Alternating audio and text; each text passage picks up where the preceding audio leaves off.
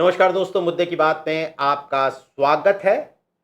पश्चिमी यूपी में जयंत चौधरी की पार्टी राष्ट्रीय लोकदल एक बार फिर इलाके के बीजेपी नेताओं के निशाने पर है। योगी सरकार में कैबिनेट मंत्री चौधरी लक्ष्मी नारायण सिंह ने आरएलडी को पनौती बताते हुए एक तरीके का जयंत चौधरी पर हमला किया है। चौधरी लक्ष्मी नारायण का कहना है कि जिस भी पार्टी के साथ आरएलडी यानी राष्ट्रीय लोकदल का गठबंधन होता है, उसका सुपड़ा साफ हो जाता है, उसकी हार चुनाव में निश्चित हो जाती है। यहां तक कहा लक्ष्मी नारायण ने कि 2024 के लोकसभा चुनाव में 400 वोट का जो टारगेट था बीजेपी का और एनडीए का, उसकी बजाय अगर बीजेपी का अगर उसकी बजाय 240 सीटें आई तो उसकी जो वजह है, उसकी जो कारण है, वो जयंत चौधरी की पार्टी से गठबंधन ही है। यानी कि बिल्कुल जिसे कहते हैं कि राशन पानी लेकर हमला कर देना, वो वाला हमला उन्होंने कर दिया है। हालांकि जयंत चौधरी ने इस बयान को ज्यादा तूल नहीं दिया है, लेकिन जयंत चौधरी की पार्टी के जो नेता हैं वो हमलावर हैं और वो पलटवार कर रहे हैं लक्ष्मी नारायण पर। लेकिन ये पूरी राजनीति क्या है? दरअसल जयंत चौधरी जब से 2024 के लोकसभा चुनाव से पहले बीजेपी के साथ आए थे, एनडीए में शामिल हुए थे, उसके बाद से पश्चिमी यूपी में उनकी पटरी ऐसा लगता है कि बीजेपी के नेताओं के साथ बैठी ही नहीं। बीजेपी के एक और तेज तर्रार नेता है पश्चिमी यूपी के संगीत सोम। वो जब तब जिसे कहते हैं कि मोर्चा खोले हुए रहते हैं जयंत चौधरी के खिलाफ। कई ऐसे मुद्दे हुए हैं कांवड़ यात्रा से लेकर और कई मुद्दे जिनमें जयंत चौधरी जो है वो यूपी की बीजेपी सरकार के फैसलों को घेरते हुए नजर आते हैं। तो कुल मिलाकर ये पूरी राजनीति क्या है और 2027 के चुनाव से पहले एनडीए के इन दो साथियों के बीच की एक खटपट क्या गुल खिला सकती है, ये जानने समझने के लिए हमारे साथ मौजूद हैं बेहद वरिष्ठ पत्रकार और हमारी सहयोगी आज तक.in के एसोसिएट एडिटर कबूल भाई और वरिष्ठ पत्रकार राजनीतिक विश्लेषक आस मोहम्मद। सबसे पहले कबूल भाई, मैं आपके पास आना चाहता हूँ। एक वो कहावत है कि तेरी मेरी बने ना, तेरे बिना सरे ना। ऐसा लगता है कि बीजेपी और जयंत चौधरी में यही चल रहा है। क्या ये राजनीति है? क्यों रह रहकर हमलावर हो जाते हैं पश्चिमी यूपी के बीजेपी नेता जयंत चौधरी पर?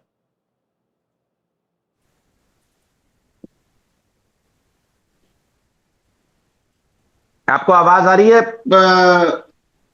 फ्रेम लगता है। नहीं, फ्रीज तो फ्रीज नहीं। कबूल भाई, आपको आवाज आ रही है मेरी? नहीं, फ्रेम फ्रीज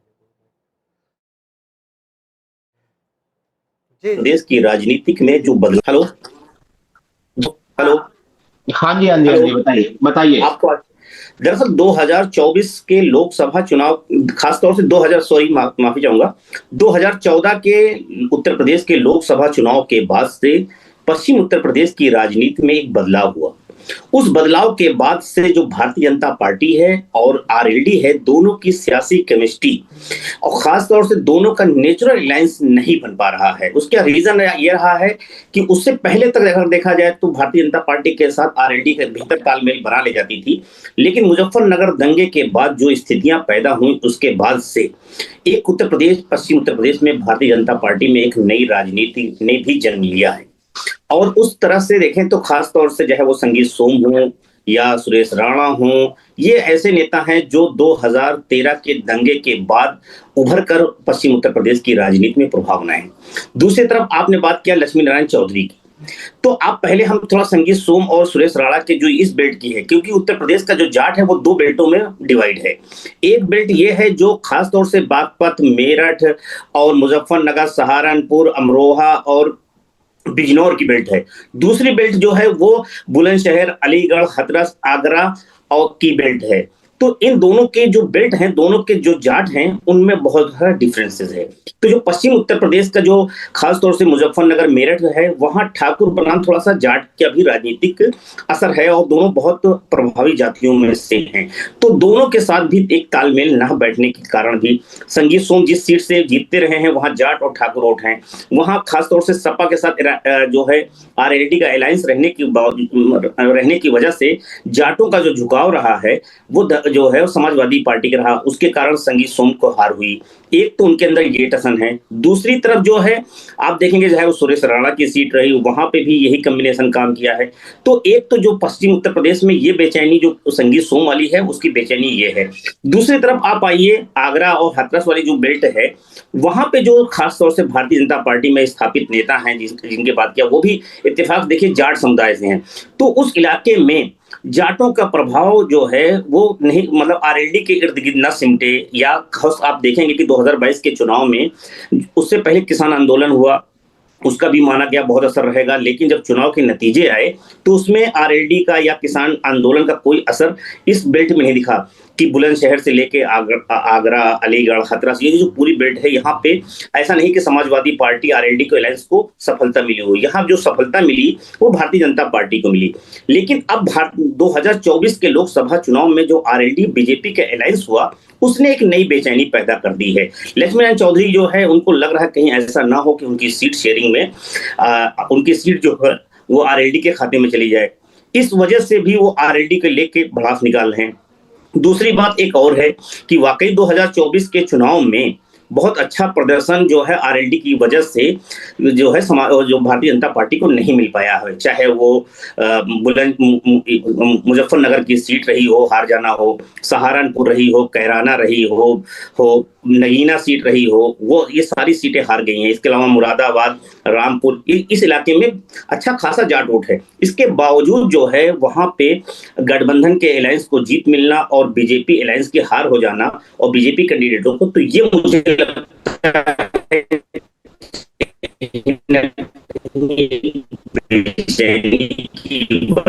भी बना है। के पीछे मुझे लगता है कि दोनों का जो वोट है उसका नेचुरल अलायंस ना होना भी एक बड़ी वजह रही। हाँ बिल्कुल कबूल भाई, बिल्कुल आपने तफसील से हमें बताया। आपको मेरी आवाज़ आ रही है आस मोहम्मद भाई? हाँ, तो मैं आपसे जानना चाहता हूँ कि अभी तो चौधरी लक्ष्मी नारायण का बयान हम देख रहे हैं, लेकिन इससे पहले हमने जयंत चौधरी के बयान देखे थे। कभी वो कांवड़ यात्रा पे कहते हैं कि नेम प्लेट को देखकर पहचान करना गलत है, कभी वो ऑर्वेलियन पुलिसिंग का जिक्र कर देते हैं, यानी कि यूपी की पुलिस पर सवाल उठा देते हैं, कभी वो पूर्वांचल में हुई किसी घटना पर प्रतिक्रिया दे देते हैं।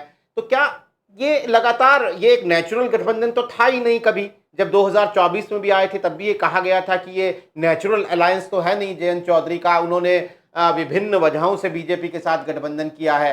तो ये आप आज की स्थिति में कैसे देखते हैं? जयंत चौधरी की ये जो उठापटक है वो उनके पार्टी के नेताओं में, चूंकि आप सबसे मिलते जुलते हैं, वहां पर सबसे बात होती है, तो जयंत चौधरी की अपनी चुप्पी एक तरफ, लेकिन उनकी पार्टी में क्या कोई बेचैनी है इसे लेकर? ये जयंत चौधरी वर्सेस बीजेपी क्या चल रहा है? देखिए नीरज जी, ये आपका जो सवाल है, और जैसे अभी कबूल अहमद साहब भी बात कर रहे थे, ये ना ही तो 2 या 3 जिलों से रिलेटेड इशू है, और ना ही ये जाटों के दो अलग अलग क्षेत्र के जाटों के अलग अलग नजरिए की बात है। ये उससे बहुत बड़ी बात है। ये राजनीति जो चल रही है, राष्ट्रीय परिदृश्य पर बहुत बड़ा कुछ करने वाली है, और इसके पीछे जो है वो एक विधानसभा और एक लोकसभा कुछ नहीं है। असल में ये समस्या जो पैदा हुई है, ये वाइस प्रेसिडेंट के इस्तीफे और एक्स गवर्नर सत्यपाल मलिक जो हैं उनके देहांत के बाद पैदा हुई है। और ये मैसेज चला गया है एक बहुत बड़े समूह में। जाटों की जो बात चूंकि अब करी दी गई है आधिकारिक तौर पर, तो मैं बता दूं, तो जाटों में ये मैसेज चला गया है कि अब जाटों के पास में एक ही चौधरी है, और वो है जयंत चौधरी। धनखड़ जो उपराष्ट्रपति थे, वो सेंट्रल गवर्नमेंट में कभी कभी जयंत चौधरी को मदद करते थे, और कई बार उन्होंने समन्वय करने का काम भी किया था।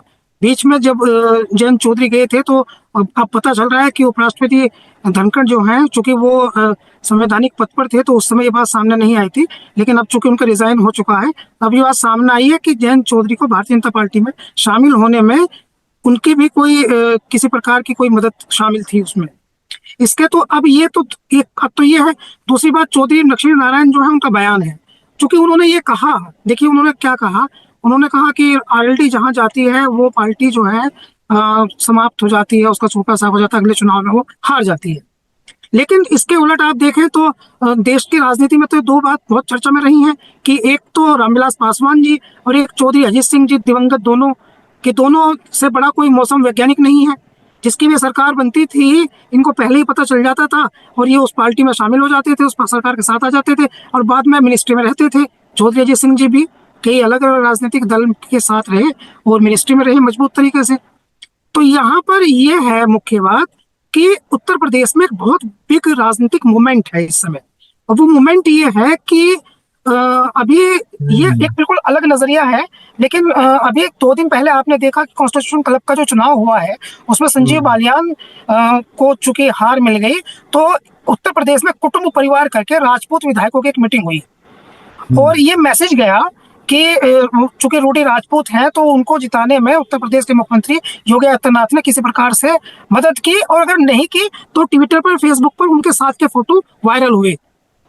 तो ये जो पॉइंट है वो ये है कि जाटों में एक उहापोह चल रहा है, उनके अंदर एक प्रकार का द्वंद्व है कि हमारी जो राजनीति है, हमारी जो चौधराहट है वो इस समय डेंजर जोन में है, खासकर दो बड़े नेताओं के उनके बीच से जाने के बाद। और हमारे पास में अब एक नेता बचते हैं और वो है जयंत चौधरी, और जयंत चौधरी को भी घेरा जा रहा है।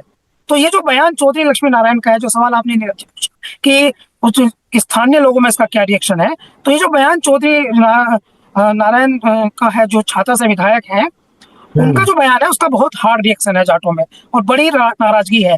और यही कारण है कि उनके विधायक सांसद सब मुख्यमंत्री योगी आदित्यनाथ से मिले और उन्होंने इस संबंध में बातचीत भी की संभवतः। 1 2 3 और बहुत बड़े कारण है। जैसे चौधरी जयंत जो है उनको सेंटर का नजदीकी माना जा रहा है और इस तरह की बातचीत भी हो रही है कि 2027 में जब टिकटों का बंटवारा होगा, तो जो टिकटों का बंटवारा होगा वो टिकटों का बंटवारा कहीं उसमें सेंटर के और स्टेट में आपस में किसकी चलेगी, कि अगर स्टेट की चली तो कहीं ऐसा तो नहीं कि लोकदल को जो 30 से 35 सीटों पर लड़ने की संभावना वो अपनी बताते हैं या दावेदारी करते हैं, तो उसमें तो वो 10-15 पे तो नहीं रह जाएंगे। एक तीसरा फैक्टर इसमें पंचायत चुनाव का है। जिला पंचायत का चुनाव होने वाला है और लोकदल चाहती है कि कम से कम 5 जिलों में जिला पंचायत अध्यक्ष पद पर उनका व्यक्ति आ सके, क्योंकि एक जिला पंचायत का बहुत बड़ा बड़ा बजट होता है। तो ये एक सामान्य घटना नहीं है, बल्कि आप इसे भी एक प्रकार से प्रेशर पॉलिटिक्स मान सकते हैं। लक्ष्मी नारायण चौधरी साहब के साथ एक इशू ये है कि अभी चौधरी अजीत सिंह के बेटे चौधरी जयंत वो छाता में गए थे, तो वहां इनके एक प्रतिद्वंदी है ठाकुर तेजपाल सिंह, तो वहां वो गए और वहां जाने के बाद उन्होंने कहा कि ये इनके बेटे जो हैं वो उनको हम भविष्य में चुनाव लड़वाएंगे। तो ये बात चौधरी नारायण, चूंकि लक्ष्मी नारायण उनकी एज काफी हो चुकी है, 2027 आते आते वो हो जाएंगे 75 के, तो इस प्रकार से चुनाव को लड़ेंगे नहीं। और हर पार्टी का कार्यकर्ता अपनी अपनी पार्टी के लिए फैनेटिक होता है, तो आरएलडी के लोग भी चूंकि वहां जो सक्रिय हो रहे हैं छाता में, और तो इसलिए भी एक प्रॉब्लम ये भी दिखाई दे रही है, तो उसको लेकर के संभवतः उन्होंने कह दिया लक्ष्मी नारायण चौधरी। विस्तार से आज भाई आपने बताया ये सब, और हम तो चाह भी रहे थे कि कार्यक्रम का दूसरा भाग जो है वो कॉन्स्टिट्यूशन क्लब के बहुचर्चित चुनाव से हम जाट राजनीति को इक्वेट करें और जोड़ें। और कुबुल भाई, आपसे बढ़िया गेस्ट क्या होगा इस बात को समझने के लिए। ये कोई नई बात तो है नहीं कि जाट सियासत पर हम लोग बात कर रहे हैं, कि जयंत चौधरी के बहाने भले हम इस बात को कर रहे हैं, लेकिन संजीव बालियान के बहाने भी तो ये बात होगी ना। संजीव बालियान को सपोर्ट करके लीडरशिप ने भाई इसको बीजेपी बनाम बीजेपी का चुनाव करके प्रचारित किया गया, लेकिन एक संदेश ये भी तो जाता है ना कुबुल भाई कि संजीव बालियान के साथ लीडरशिप खड़ी रही। संजीव बालियान कौन है? जाट नेता है। जाट नेता के साथ बीजेपी लीडरशिप खड़ी रही, और ये कोई पहले बार तो ऐसा उदाहरण दिया नहीं बीजेपी ने। 2017 से बीजेपी लगातार ये कहती रही, और आपने भी कहा कि किसान आंदोलन के क्या असर पड़े, जयंत साथ रहे या न रहे, जाट तो बीजेपी के साथ तब से है जब से मोदी शाह और अमित शाह की जोड़ी ने उत्तर प्रदेश की राजनीति को बदल दिया। तो क्या ये पॉजिटिव आपको नहीं लगता है कि बीजेपी एक तरीके से कोर्स करेक्शन कर ली, जो भी उसके ऊपर ये आरोप लग रहे थे हालिया सियासी घटनाओं को लेकर? एक पहलू ये भी तो है।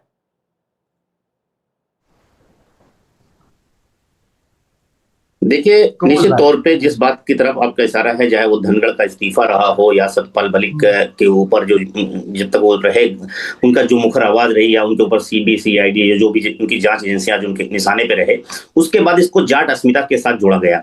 आपको याद होगा धनखड़ ने जब इस्तीफा दिया था तो राकेश टिकैत का बात बयान आया था, वो भी कहीं ना कहीं जाट के इर्द गिर्द आया था। इसके अलावा राजस्थान में कांग्रेस के जो प्रदेश अध्यक्ष हैं गोविंद डोटासरा, उन्होंने भी इसको जाट अस्मिता के साथ जोड़ा था।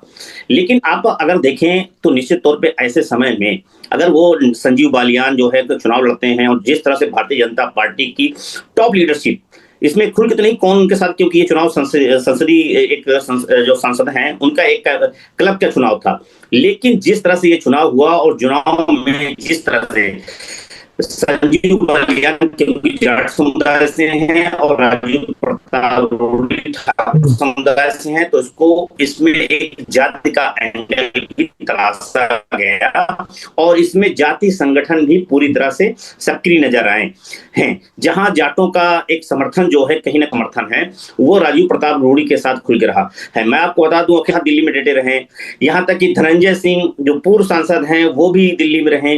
इसके अलावा भारतीय जनता पार्टी के जो जुड़े हुए पूर्व सांसद खास तौर से ठाकुर समुदाय के हैं वो उत्तर प्रदेश के, अगर मैं बात करूं कई लोगों से मेरी बात हुई, वो तमाम जो है बाकायदा दिल्ली में आ गए और उन्होंने कल जब तक काउंटिंग नहीं हो गई तब तक वहां जुड़े रहे, क्योंकि इस इलेक्शन को जिस तरह की नजरिए के साथ देखा गया तो निश्चित तौर पे इसमें जो जाति का एंगल है वो देखा जा रहा है। लेकिन जिस तरह से ये बात मैसेज है निशिकांत दुबे, सीएम प्रकाश जिस तरह से उनके साथ खड़े रहे, क्या नाम है, संजीव बालियान के साथ, तो एक मैसेज दे, हाँ टॉप लीडरशिप, भले ही वो संजीव बालियान चुनाव नहीं जीत पाए हैं, उसके पीछे कई रीजन हैं, हम उस चुनाव के नतीजे का विश्लेषण नहीं कर रहे हैं, लेकिन उस चुनाव के नतीजे के पहलू, उस चुनाव नतीजे के जो पहलू है और जिसकी तपिश जो है उत्तर प्रदेश की राजनीति में है, तो अगर हम बात कर रहे हैं तो इसमें जाट बनाम जो ठाकुर राजनीति है अगर देखा जाए तो कोई ऐसा नहीं है। जब देखिए आप संजीव बालियान जब चुनाव लड़ रहे थे और जब चुनाव लोकसभा का उस वक्त संगीत सोम के जिस तरह से प्रचार करने की बात आई तो उसमें यह कहा गया कि ठाकुरों की जो पहली रैली हुई वो मुजफ्फरनगर से होती है, पूरन सिंह करते हैं और वहां पे वो भारतीय जनता पार्टी के खिलाफ बयानबाजी करते हैं, वहां भाजपा के खिलाफ वोट न देने की अपील करते हैं और उसके बाद से पश्चिम उत्तर प्रदेश में सहारनपुर से लेकर तमाम जगह नतीजे आप लोकसभा चुनाव देखेंगे कि राजपूतों की रैलियां हुई। निश्चित तौर पर ऐसे समय में अगर इस चुनाव को भी हम उस संदर्भ में देखें तो निश्चित तौर पर उसकी तपिश दिख रही है। अभी आसिफ मोहम्मद कह रहे थे कि ये चुनाव कहीं दूसरे नजरिए से है और पश्चिम उत्तर प्रदेश में निश्चित तौर पर लखनऊ के अंदर कल बैठक हुई है, लेकिन उससे पहले जब वो परसों जो बैठक हुई है उसमें विधायकों की बैठक थी, उस समय तक जो है चुनाव के पूरा प्रदेश साफ हो चुका था, जिस तरह से लॉबिंग है वो हो चुकी थी क्योंकि उसमें कोई सांसद नहीं पहुंचे थे, सारे विधायकों की बैठक थी। कल भी एक बैठक हुई है, जयवीर सिंह ने भी कुछ ठाकुरों को दावत दी थी और उसमें भी कुछ गए थे, लेकिन पहले दिन जो 56 लोग पहुंचे थे उसकी तुलना में कल जो पहुंचे थे उसमें महज 17 लोग थे जयवीर सिंह के की दावत में। गोमती होटल में कल दावत हुई है, वो पर्यटन मंत्री हैं, जबकि उससे पहले जो हुई उसमें 56 लोग पहुंचे। तो कहीं ना कहीं उत्तर प्रदेश की राजनीति में थोड़ी सी ठाकुर पॉलिटिक्स में बेचैनी है, उसके पीछे कई कारण हैं, कई तरीके की सियासी चर्चाएं हैं कि उत्तर प्रदेश में कैबिनेट का विस्तार होने जा रहा है, प्रदेश अध्यक्ष की नियुक्ति होने जा रही है इस तरह से चीजें। और वैसे समय में 2027 के चुनाव की भी तपिश नजरिए से देखा जा रहा है और 2027 का जो चुनाव है वो काफी अहम है भारतीय जनता पार्टी के लिए, क्योंकि इस बार का चुनाव कहीं ना कहीं भारतीय जनता पार्टी के तीसरी बार का चुनाव है। तो उसमें जो संजीव बालियान के साथ शीर्ष नेतृत्व खड़े होकर एक मैसेज दे दिया है कि वो कहीं ना कहीं ओबीसी लीडर जो संजीव बालियान हैं उनके साथ हैं। लेकिन संजीव बालियान के साथ ये रहा कि संजीव बालियान जिस तरह से चुनाव लड़े वो भले ही 102 वोट से हार गए, लेकिन 290 वोट लाने में वो सफल रहे हैं। तो राष्ट्रीय परिदृश्य में जो संजीव बालियान अभी तक मुजफ्फरनगर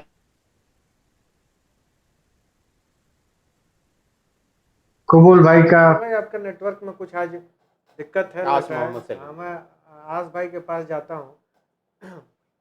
नहीं, ये बिल्कुल आपने कबूल भाई ये बात सही कही कि संजीव बालियान ने अपनी एक धमक तो राष्ट्रीय परिदृश्य में जरूर दिखा दी। नीरज जी 290 वोट पाना कोई मामूली बात तो है नहीं। आस भाई चल ये संजीव बालियान हारे और ट्वीट आया संगीत सोम का कि राजीव प्रताप रूडी को सुबह सुबह उन्होंने बधाई संदेश प्रेषित कर दिया।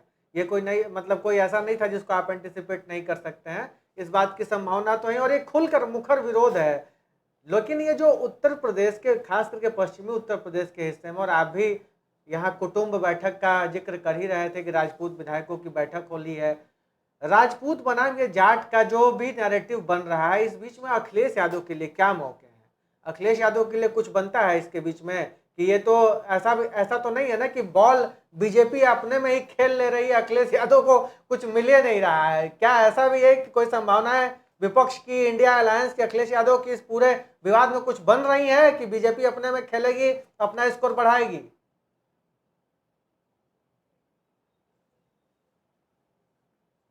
राजपूत नाराजगी बढ़ती है जिस तरह से अभी ये दिखाई भी दे रहा है। 2024 में भी कबूल अहमद अभी कह रहे थे कि 2024 में सहारनपुर की एक विधानसभा से शुरू हुआ था।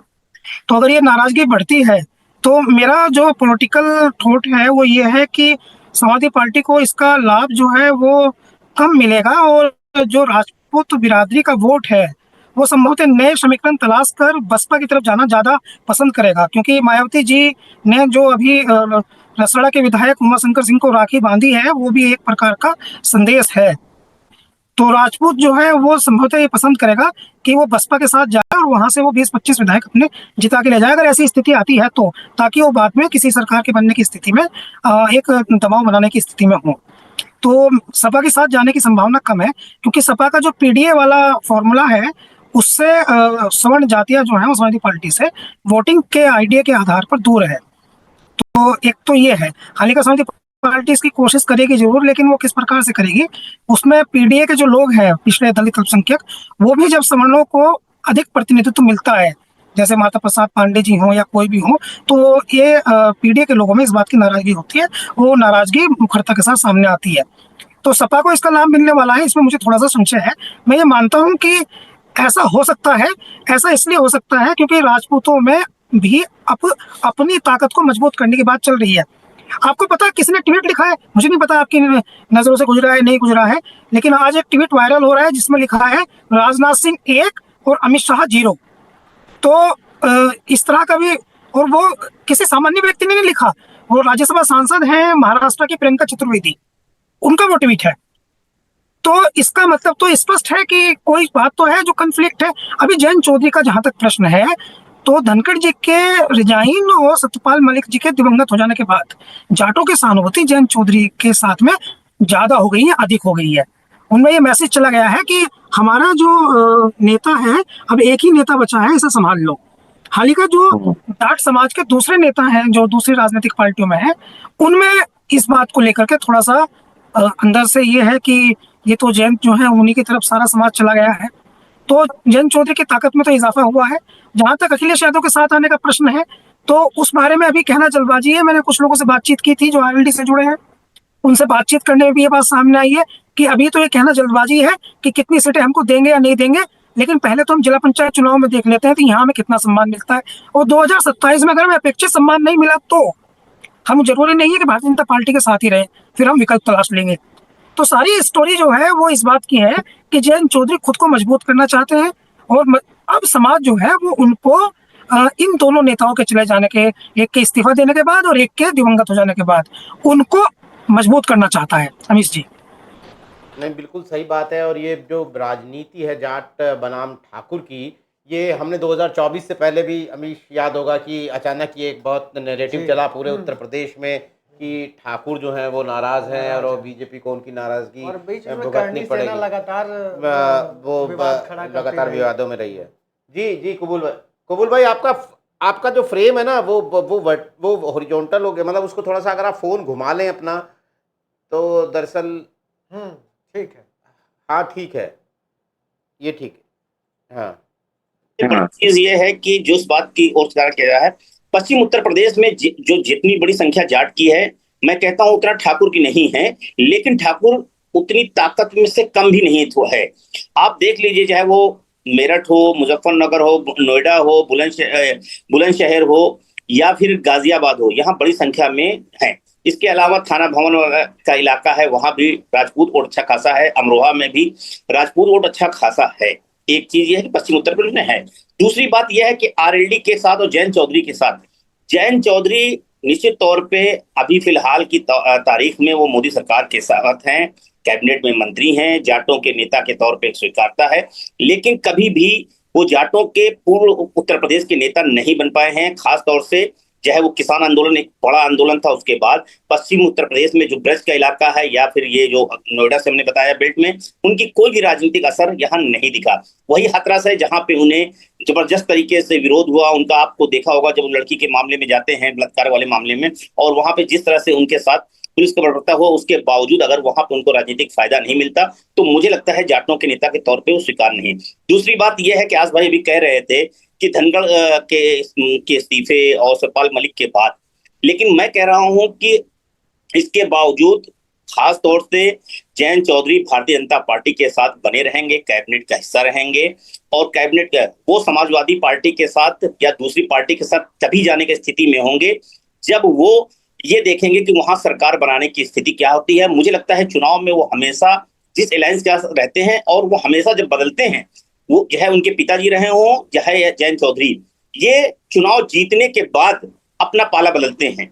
2024 के एकदम लास्ट टाइम पे जयंत ने चुनाव बदला था और 2022 में चुनाव लड़के वो बनते हैं और सपा के कोटे से राज्यसभा जाते हैं तब बनते हैं। इससे पहले अगर आप देखेंगे तो जयंत चौधरी जब अजीत चौधरी जब यूपीए सरकार में मंत्री बने थे, तब वो उससे पहले जो चुनाव लड़े थे वो भारतीय जनता पार्टी के साथ मिलकर चुनाव लड़े थे, और नतीजे आने के बाद जब उनको लगा केंद्र में सरकार बन गई है यूपीए की, तब वो यूपीए कांग्रेस साथ अलायंस में जाते हैं। तो मुझे लगता है कि जयंत इस तरह के रिस्क लेने की स्थिति में नहीं है, क्योंकि उनको पता है कि जहां से उनकी राजनीति खत्म हो गई थी, दोबारा से जहां से खड़ी हुई है, ऐसी स्थिति में वो ठाकुर बनाम जाट की पॉलिटिक्स के बीच में नहीं फंसेंगे। हाँ, वो किसानों की बात करेंगे, जाटों की बात करेंगे, लेकिन क्या वो अपने साथ भारतीय जनता पार्टी के साथ रहते हुए मुस्लिम वोटों को, जो खासतौर से आरएलडी की सबसे बड़ी ताकत हुआ करती, उसको संभाल के रख पाएंगे? एक सवाल। दूसरी तरफ यह है कि क्या जिस तरह के जाट बनाम राजपूत की पॉलिटिक्स पश्चिम उत्तर प्रदेश में हो रही है, खास तौर से जो इलाका है चाहे वो मुजफ्फरनगर, अमरोहा, इस बेल्ट में, क्या इस बेल्ट में दोनों के साथ केमिस्ट्री बना पाएंगे? क्योंकि जो अजगर और मजगर की राजनीति हुआ करती है उसमें राजपूत बहुत अहम वोटर आरएलडी का हुआ करता था, लेकिन आरएलडी के दोबारा से बीजेपी के साथ आने पे जो खास तौर से राजपूतों के अंदर बेचैनी दिखी है, उनके अंदर उनकी राजनीतिक वो हालात दिखे हैं, क्योंकि जाटों का समर्थन कहीं ना कहीं संगीत सोम को लगता है उन्हें नहीं मिला है, सुरेश राणा को लगता है उन्हें नहीं मिला है, उनकी राजनीति खत्म हो गई। इस तरह से आप देखेंगे गाजियाबाद में ठाकुर राजपूत सांसद हुआ करते थे, वो नहीं है। तो ये कहीं ना कहीं एक अलग तरीके की राजनीति हो रही है। लेकिन आज की तारीख में पश्चिम उत्तर प्रदेश की राजनीति में आरएलडी के सामने अपने सियासी वजूद को बचाए रखने की ज्यादा चुनौती है तुलना में भाजपा की। मुझे लगता है पश्चिम उत्तर प्रदेश में भारतीय जनता पार्टी हिंदुत्व की पॉलिटिक्स पे वो अपना खोया हुआ आधार पा सकती है, लेकिन आरएलडी की क्या अपना आधार वापस पाने के लिए क्या कवायद करेगी? जो 2022 के चुनाव नतीजे आए हैं, जो मुस्लिमों को विश्वास बना है, वो बन पाएगा? क्योंकि आप देखेंगे लोकसभा चुनाव में उनके साथ इस तरह का मुसलमानों का विश्वास नहीं बना। बिल्कुल सही बात है अमीश। वैसे भी जो अखिलेश यादव की पीडीए मुहिम है, पिछले दिनों हमने पूर्वांचल में उसका खासा असर देखा, चाहे वो पीडीए पाठशाला की शक्ल में हो, चाहे वो आजमगढ़ में पीडीए भवन बनाने की शक्ल में हो। अगर एनडीए की बात करें तो अनुप्रिया पटेल की नाराजगी हमें बीजेपी से नजर आई, ओम प्रकाश राजभर के तेवर हमें नजर आए। यानी कुल मिलाकर पूर्वांचल की जो स्थिति है वो राजनीतिक रूप से बीजेपी के लिए बड़ी चैलेंजिंग हो रही थी। ऐसे में पश्चिमी उत्तर प्रदेश बहुत ज्यादा अहम हो जाता है। यहाँ वैसे भी बीजेपी का प्रदर्शन पिछले चुनावों में बहुत अच्छा रहा है, तो ऐसे में अगर अपने एक मजबूत साथी जयंत चौधरी के साथ उनकी ये उठापटक, उनकी ये खटपट जो है वो बढ़ती है आने वाले दिनों में, और ज्यादा ये खाई चौड़ी होती है, तो 2027 के लिए समीकरण बदलेंगे। विपक्ष के लिए शायद एक मौके की स्थिति बने, लेकिन अभी उसमें थोड़ा वक्त है। आने वाले दिनों में ये पॉलिटिक्स क्या ट्विस्ट और टर्न लेती है, हमारी नज़र उस पर बनी रहेगी। आज कार्यक्रम में हमारे साथ शिरकत करने के लिए कबूल भाई, आस मोहम्मद, आपका बहुत बहुत शुक्रिया। तमाम दर्शकों का भी बहुत बहुत आभार। दोस्तों, आज के लिए नमस्कार।